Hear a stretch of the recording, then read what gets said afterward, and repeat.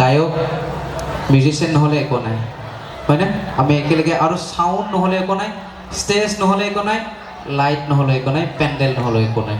চ' আমি এক চব একেলগে আমি এক এটা বিলৰে মানে মাছ বুলি ক'ব লাগিব হয়নে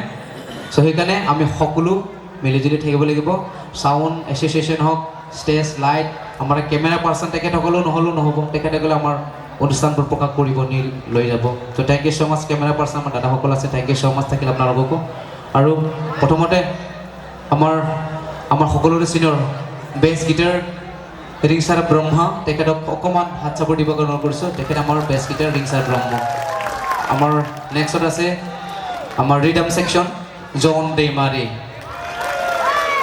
আৰু আমাৰ